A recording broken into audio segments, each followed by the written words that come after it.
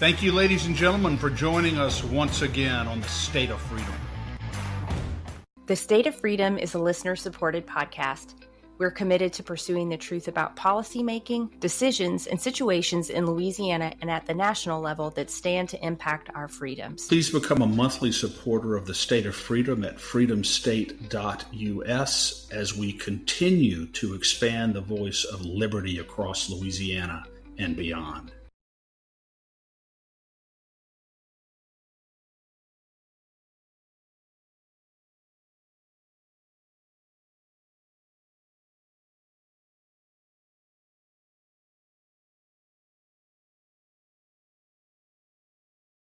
If you're looking to invest in physical precious metals or convert your 401k to a precious metals backed IRA, please consider making your investment with our trusted partner, MetalStacks.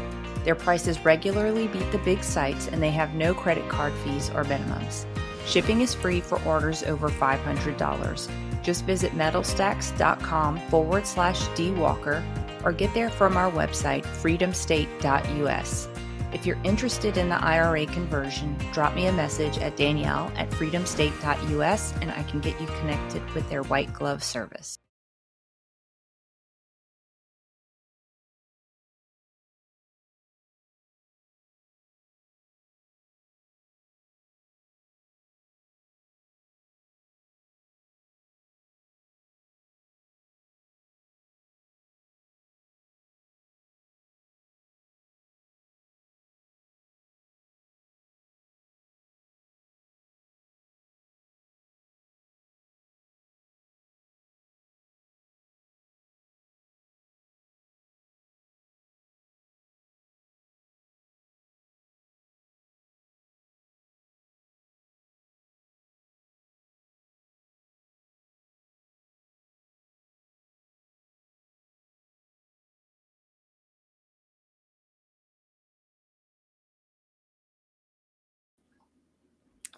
Well, hello, everybody. Apologies for that tech issues right out of the gate this morning, but we won't let them hold us back.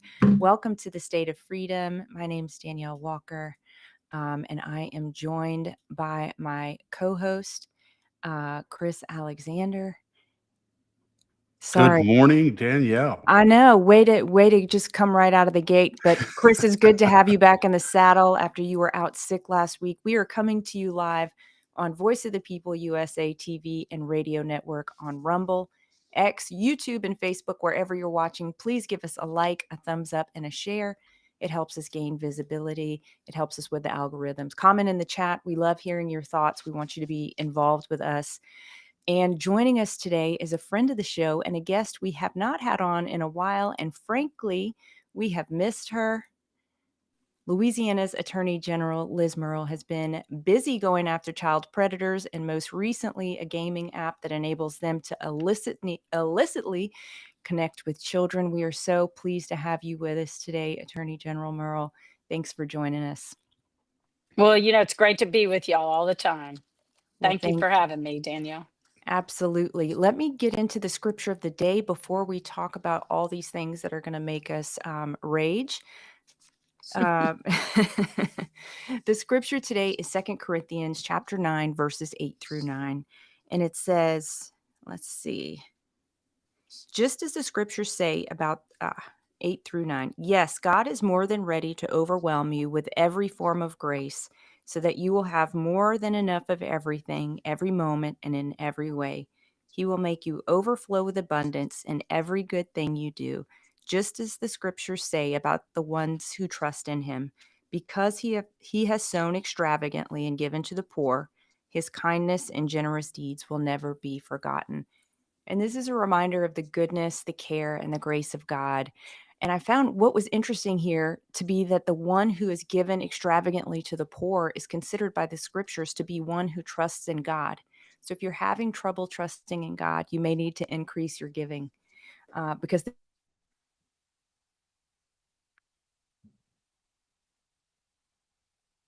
caring for people, especially those who are vulnerable, does not go unnoticed by him. And his abundance will flow into every area that we pour out our time, our finances, our particular skill set. He sees it all and he rewards it all. Absolutely, and it's a daily process, that kind of surrender for sure, Danielle. But it's something that we have to daily commit to for sure.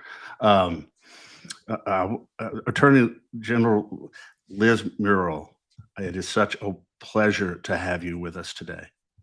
Thank you, Chris. Let's talk about this. Most recently the suit of Roblox. I was reading about this platform this morning, and I was blown away about what appear, Liz, to be almost no safeguards to protect vulnerable minors, and you are calling national attention to that. Yeah, look, this is an app that is dangerous by design. It was built this way without these protections or with extremely low level protections to drive up user engagement. That is the name of the game with an app. You're trying to drive your numbers up. They've very successfully done that with this particular app, to the point that they have something like 81 million users every day, at any given moment active on this app. And a large number of those are children. So my statistics show, and I think these come from Roblox, that about 60% of their user base, and we're talking about hundreds of millions of people, are under the age or 16 or under, and 40% of them are under the age of 13. Yeah, and the specific allegation, and I think this is powerful language, Liz. It says that the wildly popular site has perpetuated an environment where sexual predators quote thrive, unite, hunt, and victimize kids, and that is very That's right. powerful. And I think based upon what you're seeing and what appears to be the case, 100% true. Yeah, and the owner, the person who kind of started this app is still the largest, I think, shareholder. They went public a few years ago, and so now you have uh, you know, private equity groups that are driving the train when it comes to pushing up, and pushing the folks that are in control to drive up their user engagement. And so, if they put the kinds of controls in place that I would like to see, limiting children's ability to talk to strangers on this app for starters, you would probably see a drop in user engagement. You would certainly see a limit on user engagement.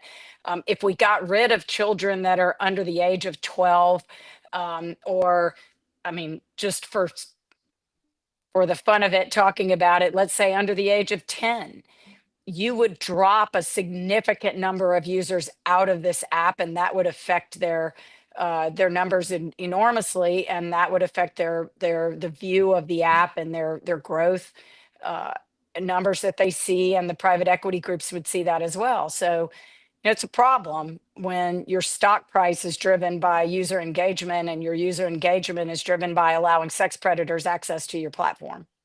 Yeah. At what point does it And go forgive from? me if I missed Yeah. part of the Sorry, Chris. I was just going to say, forgive me if I missed part of the conversation because my bandwidth has been totally messed up this morning. So I kind of was a little bit delayed. But some of the games that I've seen on this app one was called Escape to Epstein Island, one is called Diddy Party. I mean, there cannot be any doubt that they intend to foster an environment that harms children with games like that. Has this raised some eyebrows of parents? It has. I mean, I think that it's drawn, the lawsuit itself has drawn the attention of a lot of parents who probably didn't understand how dangerous this game is to their kids. And just to put a finer point on it, it's not just one game like that. They call them experiences. There are hundreds of them. And so, they get popular. Someone creates one, and then somebody creates another one, and then all of a sudden there's hundreds of them. There's one called a public bathroom simulator. There are bedroom experiences where people can congregate. There are these sort of party experiences where people can all be naked through their avatars. It's their avatars that are naked. But, in one of those experiences, a 7-year-old girl's avatar was raped by two male avatars. I mean, this mom is having to explain to the daughter what rape is and what happened to her virtually, basically. It, the whole thing is just a super problem, and that's before you even get to the grooming that's occurring through the apps, through these experiences where they can talk to your child and then potentially move your child off the app to another place where they can talk even more in another, protected environment. And we see that happening where they'll move them to another app, and Discord is one of the main places we see them doing that. And we know this because we track the sex predators through our Internet Crimes Against Children unit when we get tips, and we can find them frequently on these apps. Yeah. Is the goal, the ultimate goal here to completely dismantle Roblox? Not I mean, necessarily, Chris. I mean, I have said they need to fix it or they need to shut it down. I mean, I would like to see them fix it. It's it's not my objective necessarily to go put a business out of business, but I do think that they need to fix it, and they have tools to do so. There are other apps that are using much more aggressive tools that have meaningful age verification in place.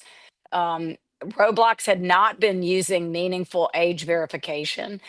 It had not actually been policing its own app adequately. They only had 3,000 monitors on an app that has something like 300 million users, 81 million daily users, and they only had 3,000 monitors on the app. I mean, that's compared to TikTok, which also has problems, as you know. I've sued them as well. They have something like 123,000 of them. So, by comparison, when you look at the amount of users that they have and the number of children that they have, and the problem that they have with predators accessing children through their app, it demands more from them than what they've provided. yeah. And what is the civil action Yeah. seeking, Liz? What's the We're ultimate objective? seeking fines, penalties, and injunctive relief. So, if they don't voluntarily fix it, then we're going to get an injunction that forces them to fix it. And I think that is part of the objective. They have, in my view, engaged in deceptive trade practices. They have made deceptive comments that have led parents to believe that this app is safe for their children, and it clearly is not. Yeah. Yeah. So it's either And Liz, fix you the post. problem Oh, sorry. Go ahead, Chris. fix the problem or go away. Right. Yeah. I mean, we don't I let like sex that. predators into our parks. We don't let them into our schools. I think they have created basically a public venue where the sex predator can thrive and hunt and groom children. And we would not allow that anywhere where children are so prevalent in society. I don't know why we would allow it through an app. Yeah. Well said. Well, thank you for bringing the suit, Liz. I saw on your X page a few days ago, you pinned a statement and it says, and I'll just read it for the audience. Over the past 10 years, we've seen an increase of 1,200% in reported cyber tips. I'm working tirelessly with law enforcement across the state and our Louisiana Internet Crimes Against Children Task Force to protect kids from sex predators. Now, is that what accounts in your view for the 1,200% increase? Is it just the to internet and device use that's gone up exponentially, or something else? I think it is. I think 100% it's social media. It's the ability to it's the expansion of all these apps online that allow chat rooms and encrypted messaging and things like Roblox, where you can create these experiences that attract children and then attract predators and don't have a meaningful way of sorting them out, and kicking the predator out and tracking the predator. Yeah. We had one individual who was tracking predators on the app and reporting them to Roblox, and he was banned. So I'd like to see more banning of sex predators and less banning of people who Right. report them. But I do think that it is 100. Those statistics, I believe, are accounted for by the expansion of social media and access to children through social media. Yeah. Liz, if you're successful in the suit, uh, one of two things will happen. Either they're going to have imposed these restrictions and these limitations and these safeguards, or they're going to dismantle as a company, and that would be the alternative that you would promote if they did not follow through with what they're supposed to be doing. Yeah, look, they need to be much more socially responsible about what they are doing and legally responsible for what they're doing. So I would like to, see them lean in a lot more heavily. If they're going to be the leader in this space, then they should be the leader in protecting children in this space. And they need to do more than just, give it kind of feeble promises which they've made, which have turned out not to be accurate. That's just lip service. And I think they need to do more than give it lip service. There is, meaningful outreach that we can do with parents. If we collect fines from Roblox for their conduct, then that's what I would use that money for, is to fund more outreach to parents so they will understand how to protect their children. What's so sad is that we have felt like our children were safe if they were in our house and in their bedroom, and they're really not. They're not safe if they're online. Yeah, Yeah. that's so true, and that's just a note of caution for every parent in the state of Louisiana. No question about that. You cannot be too involved because it's Right. everywhere. There's no question. But what you're doing to put a wall between perversion and really what is evil and our children is admirable, and no doubt it'll be successful. Would your office consider a criminal prosecution if that's statutorily possible, Liz? If you were to determine that some of this was intentional, I'm talking about on the part of Roblox itself. Are they intentionally allowing this traffic on their platform, or is it just a case where they're just woefully negligent? Look, I think they are knowingly allowing this on their platform. It's been reported numerous times to them. The statistics are appalling, and with the low level of reporting, tips to the National Centers for Exploited and Trafficked Children. So I think that the numbers themselves are very damning. I would consider that if it were the right case, but that would involve a particular child who's been trafficked or exploited or abused through Roblox, and it would be a difficult prosecution for something like that. I would rather see them change it and protect the millions of children who use their app, and to take responsibility for aggressive protection of children instead of aggressively protecting predators. Yeah. Yeah. And then if they fail to do so at some point, perhaps there is a level of criminal culpability. Well, when you know you're doing it and you're doing it intentionally, and we can tie that to the conduct, then I think we have a case. Yeah. What about Liz, redistricting? Arguments, United States Supreme Court, October 15th. Yep. And the question by the Supreme Court is, does the Voting Rights Act, or Section 2 of the Voting Rights Act, violate the 14th Amendment to the Constitution that prohibits racial discrimination? That's the central question, it seems. So what is the Attorney General's position now on this issue, as far as this district that was drawn in 2024? So, it's kind of nuanced, Chris, I'll tell you, because I don't think you can kind of understand where we are now unless you understand how we got here. So, our position on the question that was presented for re-argument is that you can't violate the Equal Protection Clause in response to a Section 2 violation. And we've also more aggressively taken the position that I think Justice Kavanaugh explained it in his dissent, that we think that the kind of aggressive use of Section 2 to draw majority minority maps is unconstitutional. And we argued that We have argued that in other cases that are now pending. The State House and Senate maps case has this issue in it, where we are the defendant in a case that was brought about the same time as the original 2021 lawsuit in the Robinson case. And so to understand where we are right now in the Calais case, you have to go all the way back to the Robinson case, which was the original case that challenged our 2021 map. And I defended that map, and I've never abandoned the defense of that map. And when I testified in the legislature on the new map that I'm defending partially, I explained that we had lost time and time and time and time again in the courts, and that Judge Dick was going to draw the map, or we could draw the map. And so if we drew the map, then we could protect our political preferences in the drawing of the map. But there was no situation where we weren't going to have a new map.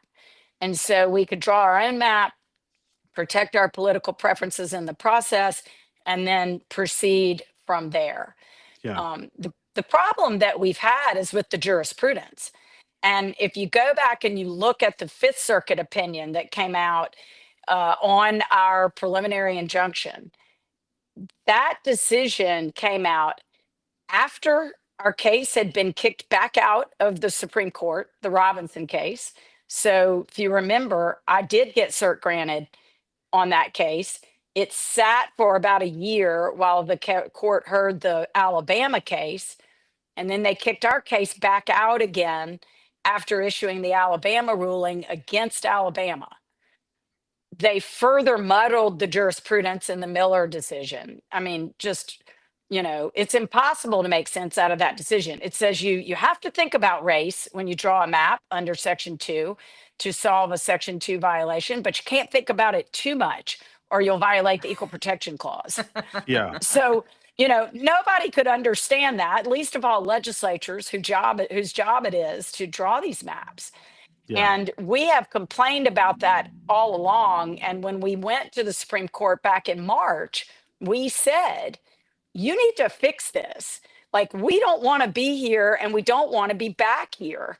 And here we are back in the very same case in, with a decision, with a question that we now are briefing and we're briefing it differently than we did before, because the question that they've posed is essentially the question that we posed in the Robinson case.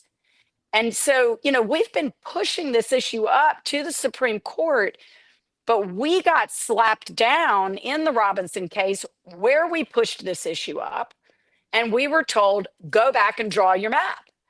So we drew our map.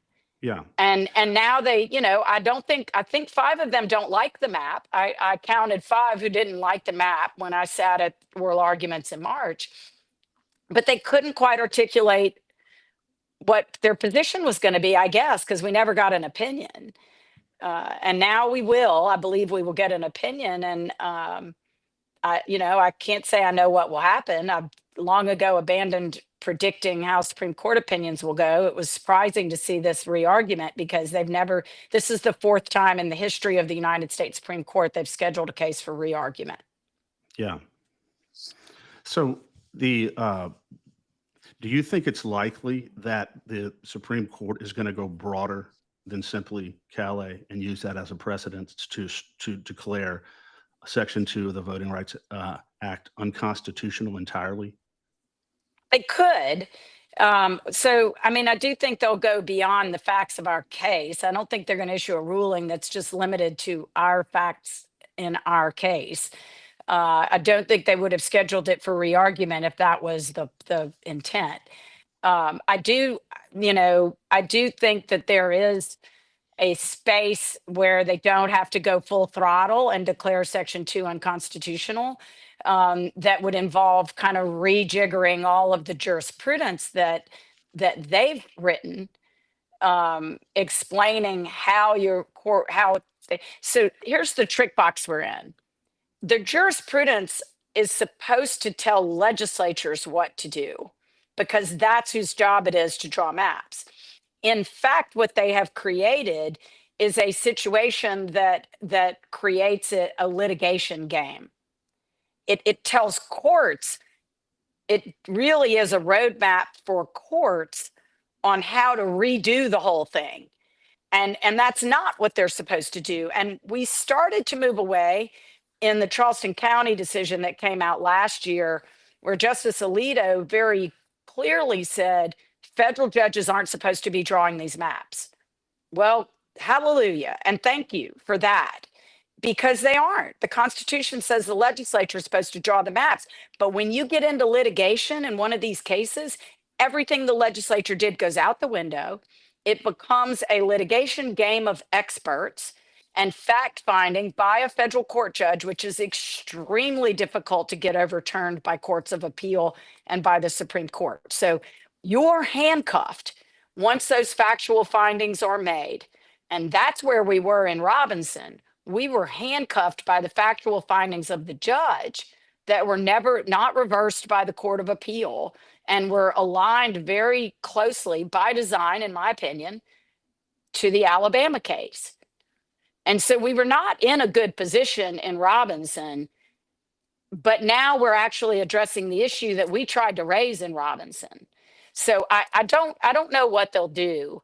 I think there is a space where they could rejigger all their jurisprudence and not declare Section 2 of the Voting Rights unconstitutional.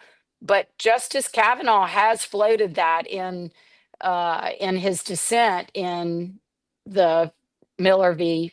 Milligan, Alabama case.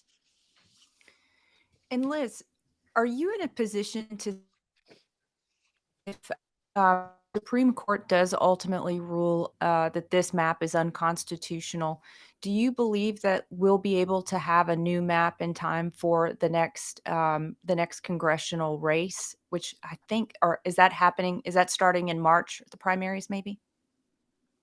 So the primaries under the current dates start in March.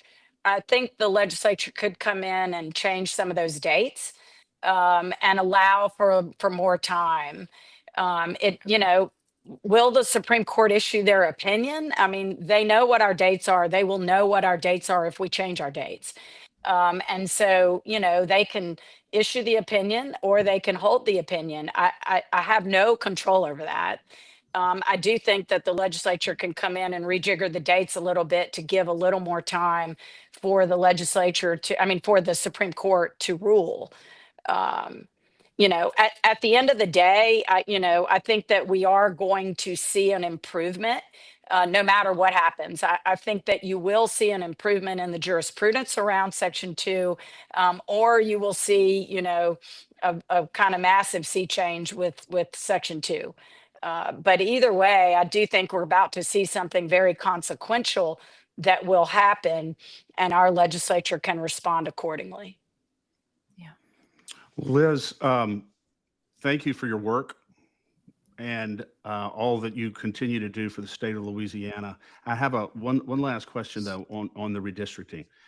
Was there anything that could have prevented the legislature in 2024 from defending the current map, the map that Speaker Mike Johnson said he thought was constitutional?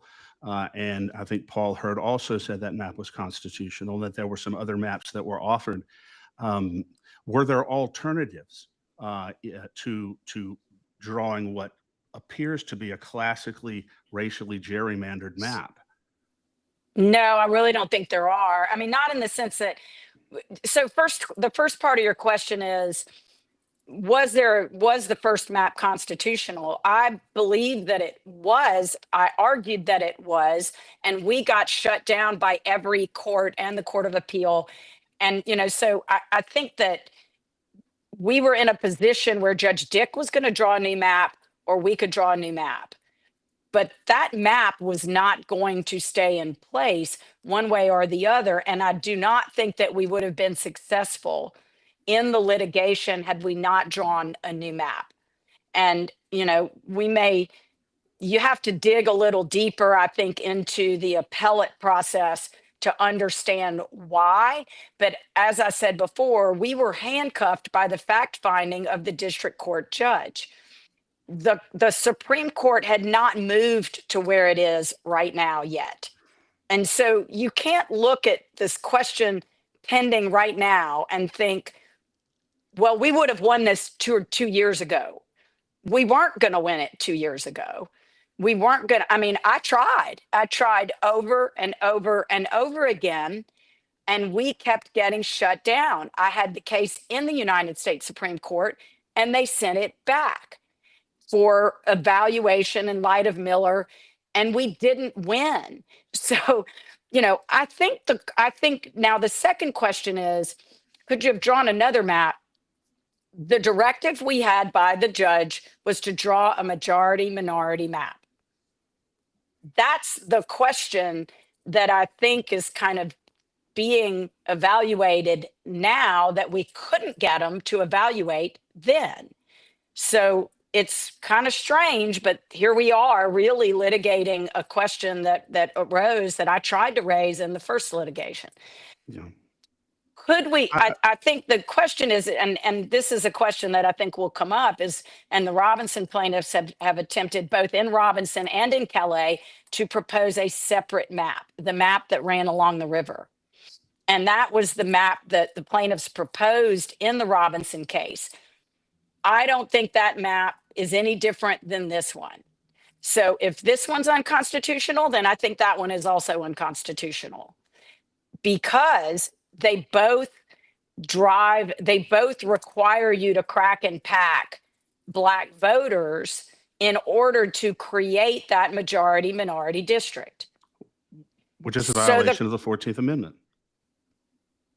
That's what the court's going to decide, right? We argued that in Robinson.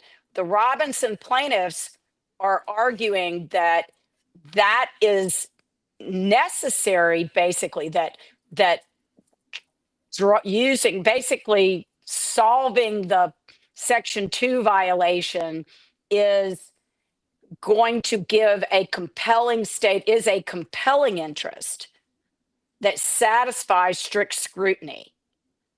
So Yeah. as lawyers, I think y'all understand, like, there is this level where if it's triggered strict scrutiny, that doesn't mean that it is automatically unconstitutional. You just have to have a compelling state interest that's very narrowly drawn to solve that problem that is a compelling state interest. That's what they're arguing now, and I'm not sure that argument's going to carry the day. Yeah. Well, I don't think We're not arguing that. I mean, we're not arguing that. We have been consistently arguing that you can't violate the Equal Protection Clause to satisfy a Section 2 violation. We've argued that all along. We were told, go draw the map, so we went and drew the map. And I supported that decision to draw the new map because I knew Judge Dick was going to draw the map if we didn't draw the map. So I think the Yeah. legislature did the right thing. I do. I think they did the right thing. And I think that the court needs to address this trick box that they have put states in, where Judge Dick believed it was entirely okay to violate the Equal Protection Clause to satisfy a Section 2 violation, a statutory violation. Yeah. Well, I don't know that any court would have any authority to order our legislature to draw a district that is racially gerrymandered. So in order to satisfy Section 2, if you have to violate the 14th Amendment regarding racial discrimination, you can't do it. So I don't think our legislature really should have felt burdened to draw a map that was highly questionable. Well, as far as the racial Well, gerrymandering, I mean, look, you've I seen the understand. I map. think a lot of people agree with you, Chris, but the problem is we were being ordered to do it, and we had found no sanctuary for that opinion. Like, we argued that, and I Well, they were ordered found to draw a no map. safe harbor for it. Yeah, No, they were ordered to legislatures- draw a majority minority map. Okay. They were But- ordered to draw a majority Right. minority map. I agree, but they were not ordered to draw a majority minority map if it required them to violate the Constitution. There's So if you- only two maps you can draw, and they both do the same thing. They because of the way that our population is spread, If you look at the map they drew that the Robinson plaintiffs proposed that went down the river, or you look at the other map, which was kind of the Clio map, they both do pretty much the same thing. The only difference is that one pulls Black population out of Monroe and the other one pulls it out of Shreveport. That's really the only difference, because we don't have enough Black population to create a performing majority minority district unless you pull it out of those places. And so there was never any dispute over that, that was the only two ways to draw the second district. And so the question that you are saying is decided, is clear, is not clear. It is the question that the Supreme Court needs to answer. It seems clear to you. It seemed clear to me when I was defending Robinson, and yet there we were being shut down at every turn by the courts of appeal and being told, go draw the map. So we could have defied the court and done exactly what they told.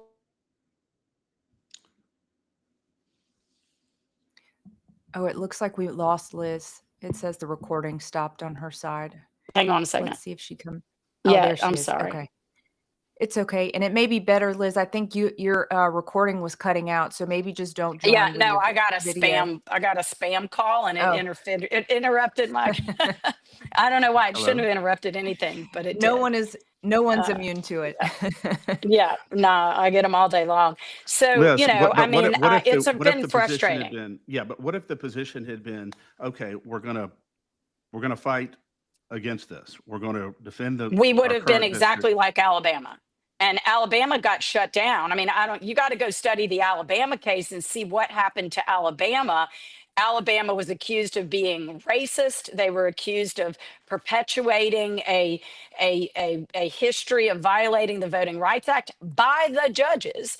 And so, you know, that's the problem that we faced. But I you would have honestly won. don't think, But you would have no, I won. wouldn't have. I Well, you wasn't won. winning, Chris.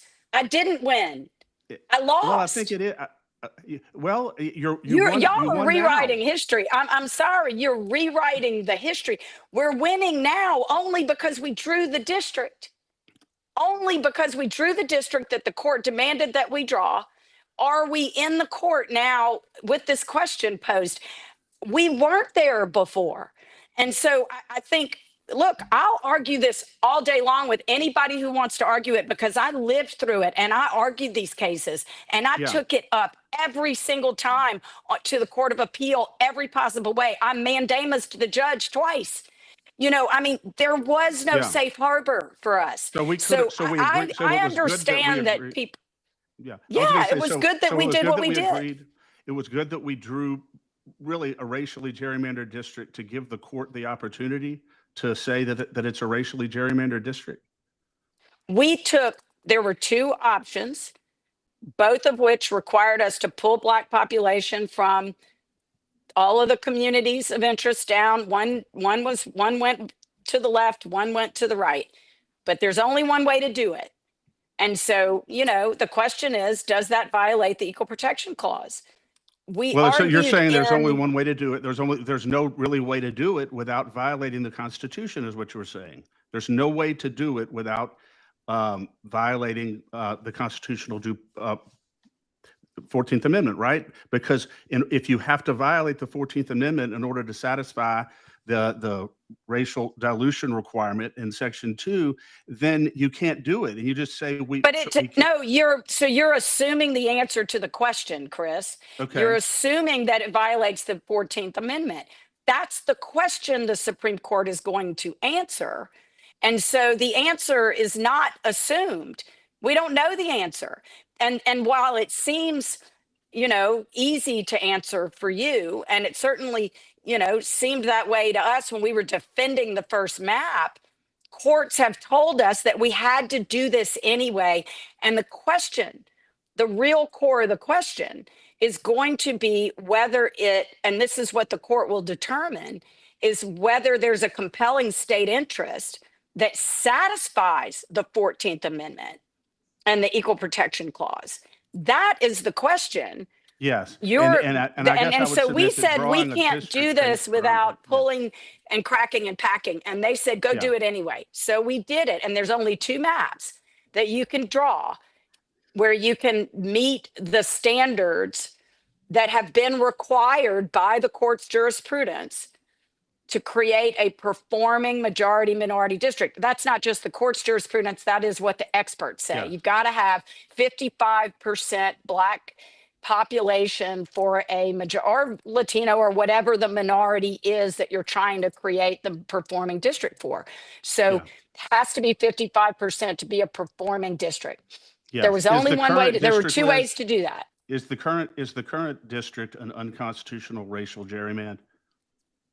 I am not going to answer that question. The Supreme Court's going to answer that question. It depends on what they do to their jurisprudence, Chris. I mean, we argued in the first part of this case that under their current jurisprudence, that map survives. If they change it, it doesn't. Do you think that do you believe that it should be vacated? The district should be vacated? I think the court needs to change its jurisprudence. That's what I think it needs to do. I'm going to defend the law that the legislature passed. Well, Liz, And I won't back away from that. It was a supermajority of a Republican legislature who passed the map to protect political preferences that we would not have been able to protect if we let the judge draw the map. But there were only two options for us at the time. She was going to draw the map, or we were going to draw the map.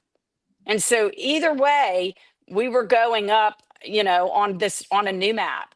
And so I think that they did the right thing. I think they drew the map that protected political preferences. It protected Mike Johnson. It protected Julia Letlow. And under the court's current jurisprudence, that map would survive. If they change their jurisprudence and they align it and give us better direction about addressing this conflict between Section 2 and the Equal Protection Clause, which I have begged them to do, then, maybe the map doesn't survive. I don't know. But I'm not, I have taken both positions in this case because it's a very awkward, position the courts have put us in. And that's is a why I've tough said position to over be and in. over and Yeah. over again. It's over and over and over again. The court needs to change its jurisprudence on Section 2. Yeah, it is a Well- tough position to be in well, for Liz, sure.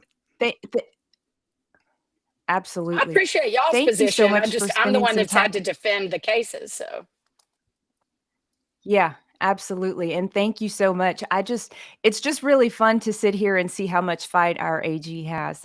It's just an excellent marker for our state to know that you know how to fight and you're doing it admirably. So I appreciate much y'all, and I for your appreciate your time Absolutely. today. position Thanks for too. sparring with Chris and Yeah. it It's means always because a you pleasure spar to with be Chris with you, means that Liz, I and don't that's have the to. reason why. So Yeah, it's always a pleasure to be with you, Liz, and I love the fact that we can be open and and respect each other. And you're doing, on balance, an outstanding job, particularly with regard to these perverted sex predators on this platform. And I hope that you're successful in really, really cleaning that up. That's a big Yeah. task. Thanks. And look, I think on redistricting, I'm confident that we're going to end up in a better place as a country with this next opinion. So, whatever happens with our map, I think that the opinion is going to be a super important one. And I think it's going to, improve things in litigation around the country and redistricting. So keep your fingers crossed for that. No matter what the outcome is, that's a good outcome if it helps to fix Section 2 jurisprudence.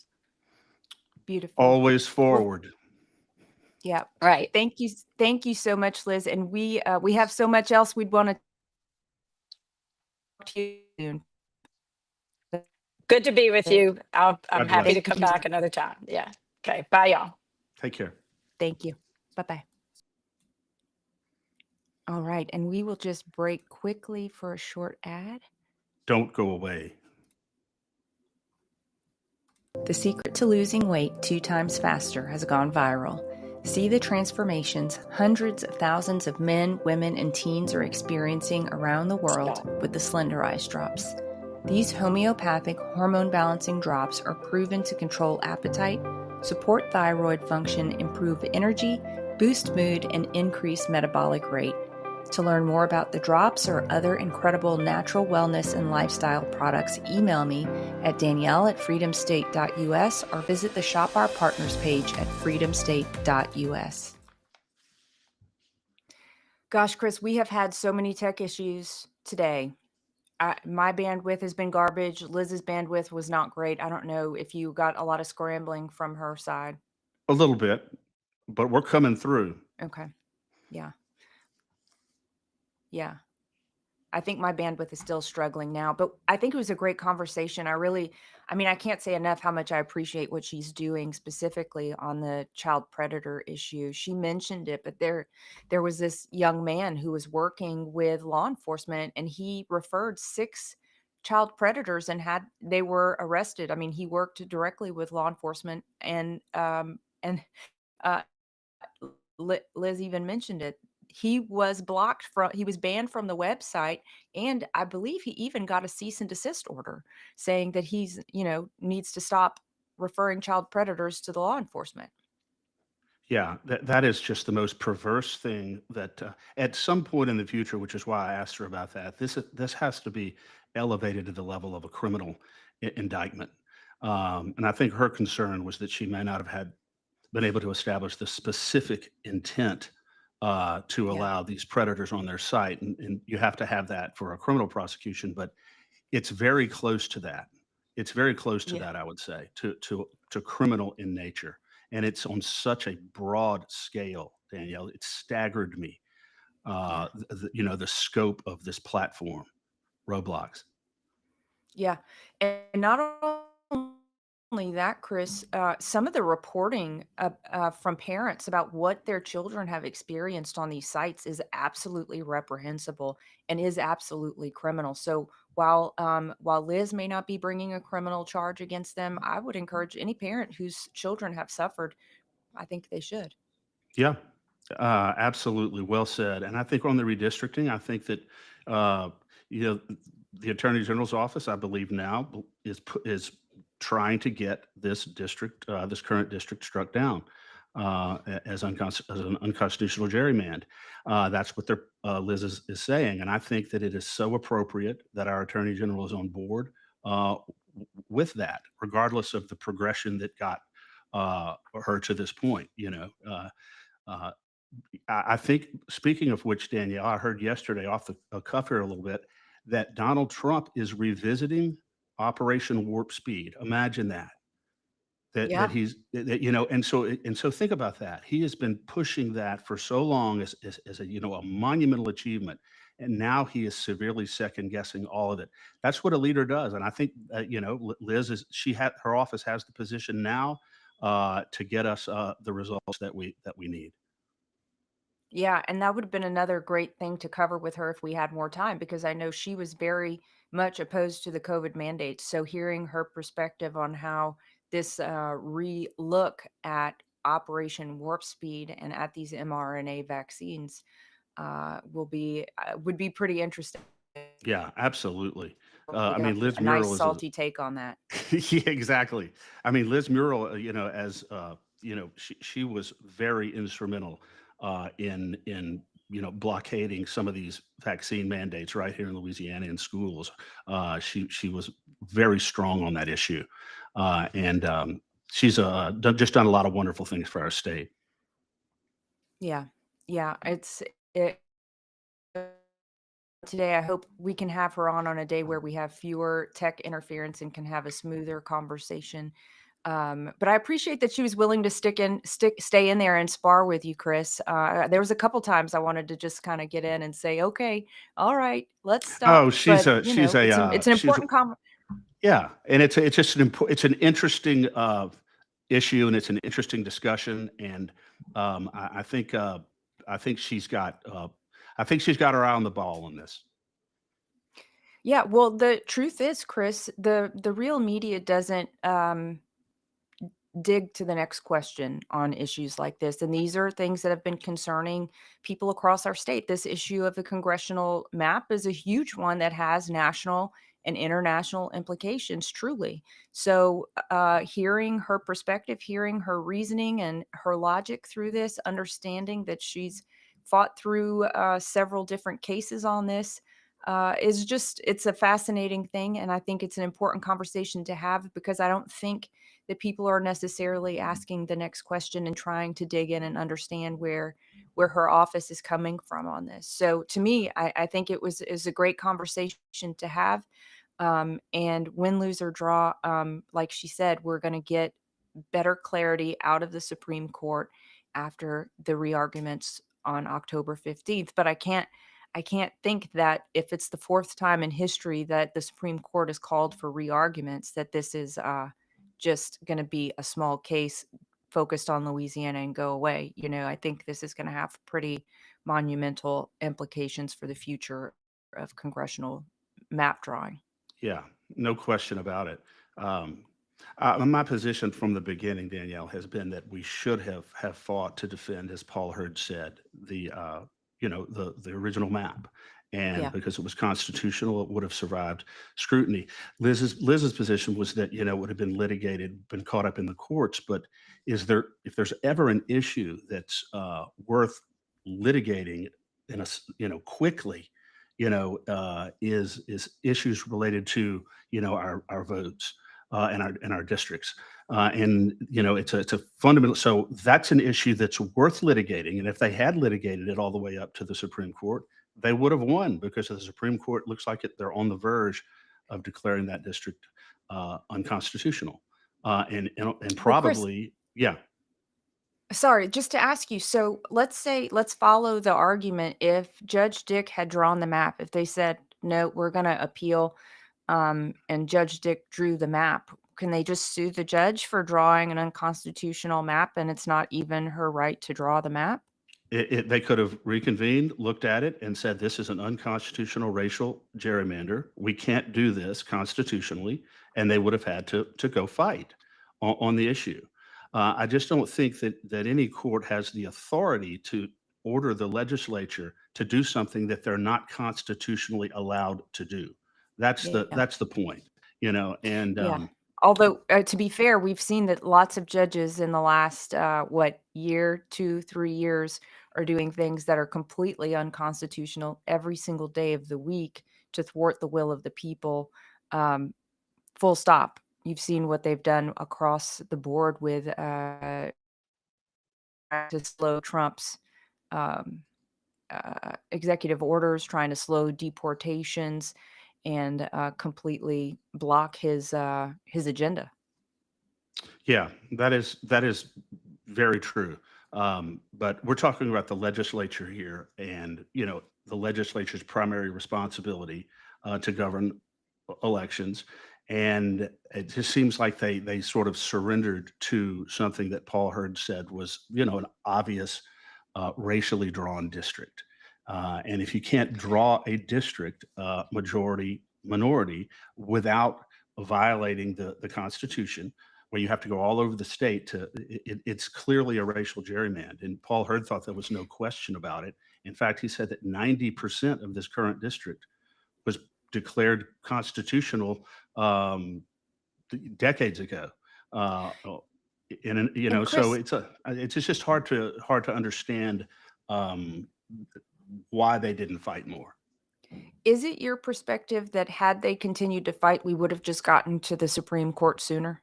Exactly. I think Okay. if we had continued to fight aggressively, we would have just gotten to this point in all likelihood much sooner, because there's no question that this district is unconstitutional. It's clearly a racial gerrymander, and it just seems Yeah. like people should have been able to look at this and say that from the beginning instead of waiting for a court, even the Supreme Court, to tell us that. Yeah. And it would have gotten there sooner if it had gotten, if it was necessary. So I just, maybe the lack of urgency on the issue more Bit of broadly. time right now, and, sorry, I think I was having a bandwidth, it was circling on my side, but what I was gonna say is I think I can be thankful right now, at least, that we're in a period of time where we can call things what they are. Whereas this time 2 years ago, even having a conversation, an honest conversation about racial gerrymandering was like welcoming the bolt of lightning to yourself, under the Biden admin. So I just we have to appreciate how far we've come politically and culturally, socially in the last 2 years as well to appreciate, perhaps the position of Liz and perhaps the position of the legislature being a little more gun shy when it comes to doing the constitutional thing whenever they were put in a position of having to do the socially acceptable thing as mandated by um, uh, an out of line judge. Yeah, that's true. Anyway, But we can move with urgency now, go into session, and get to work sooner yeah, rather than later, as Paul Hurd yeah, said.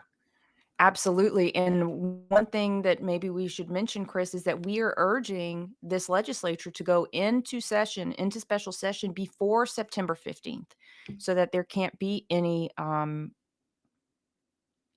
concern about not being able we can head this off at the pass, right? If the position of the state is that this is not the map we want, this is not the map we believe in, this is the map that we were dealt, then why doesn't the legislature go ahead, go into special session, create the map that's constitutional, and do it so that we can be in a position to have that in place for March or whenever they're able to get a ruling on this on the map. But I think that if we delay, that's only putting off the inevitable and potentially giving Cleo Fields another term. That's the issue. That's the issue. That's why time is of the essence.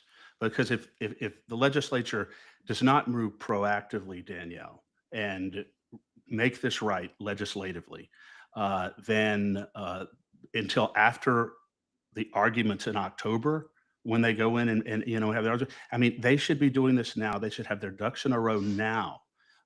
And so, the moment this comes down, they're ready to go, not Yeah. reacting. Yeah. What I did appreciate about what Liz said was that the legislature has the ability to push back the dates of the primaries. I didn't realize that the legislature in any way set the dates of primaries. Were you aware of that? I think that I was, and Okay. that is something that it would be, I think, plausible uh, Yeah. to push back the dates if necessary. Yeah. Absolutely. It should Yeah, be part of what they're. Um, yeah, and they probably need to confer with Secretary of State Landry to make sure that she can achieve that in a timely manner. yep. Well, Danielle, as All right. always, A couple of announcements, Chris. I'm so sorry. Let me do a couple of announcements. I'll cut you off. sure. But the next iteration of the Voting Machine Horse and Pony Show will regroup next week, Tuesday and Thursday, in the old Governor's Mansion, starting at 9 a.m. On Tuesday, it's the clear ballot, clear vote voting system, and Thursday is ES&S. Uh, please be there. Go and show your lack of support for these systems, but show your interest and make sure that I think having citizens there reporting on what's going on is absolutely critical. I don't know, Absolutely. Chris, if you want to mention that. Was ES&S the company that sued Secretary of State Kyle Ardwine, Chris, last time? I believe so. Yeah, for saying Okay. that that there was irregularity in the bidding process. Exactly.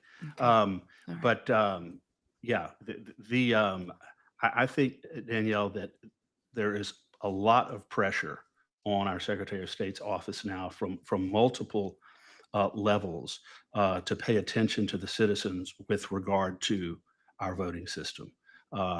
And it is, you know, I don't know how it's all going to break, but I still believe that there is significant hope to draw back, this massive investment of our money in electronic voting machines. Yeah. And I don't Trump can be more his statements than he has been, which is same-day voting, mandated citizenship, proof of citizenship when you go to vote, and paper ballots. That was a truth that he put out at the end of last week. I think he's just getting stronger and stronger and more emphatic on his point. So I would very much like for all of the executives in our state and all of the legislature to pay attention to what he's saying. And Chris, if Secretary of State Landry moves forward with the purchase of these machines in the face of all that President Trump is saying, in the face of all that ODNI Gabbard is saying, it's an absolute slap in the face to the people, and it is a huge, huge waste of our taxpayer dollars. And absolutely would be just callous disregard for Yeah. the obvious increasing will of Louisiana citizens and the will of the Trump administration that has weighed in on an essential issue that's a matter of critical infrastructure for our whole country.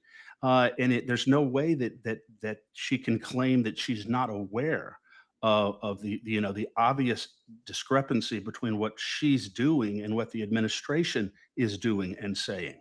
I think that there is a lot of pressure on the Secretary of State right now.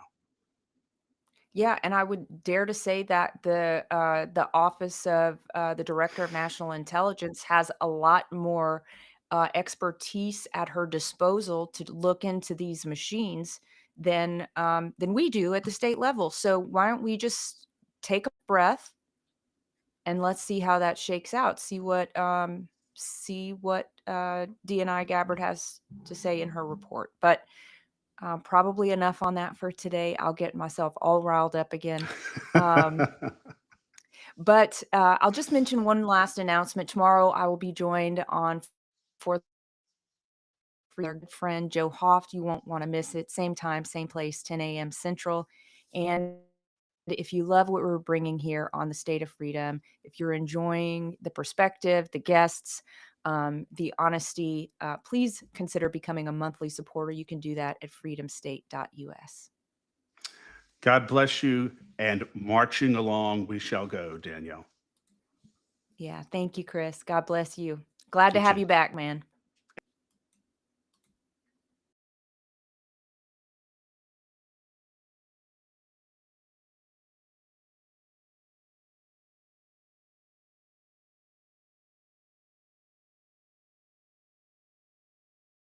Meet the world's first living, full-spectrum, certified organic CBDA hemp extract. Ness's hemp oil was extracted from seed to bottle without chemicals, solvents, or heavy metals, and it surpasses world-class standards for purity. This pure and powerful CBDA has been proven to reduce aches and pains, ease mental tension, and promote better sleep. To get yours today, visit the Shop Our Partners page at freedomstate.us. Thanks for joining us today on the State of Freedom. Be sure and check out the show notes for this episode. You can always go there and find the calls to action and resources mentioned in the show, and you can find out more information about our advertisers there as well. If you want to learn more about us or support our work, visit freedomstate.us. To get involved with Louisiana Citizen Advocacy Group, visit lacag.org. We'll see you next time. God bless.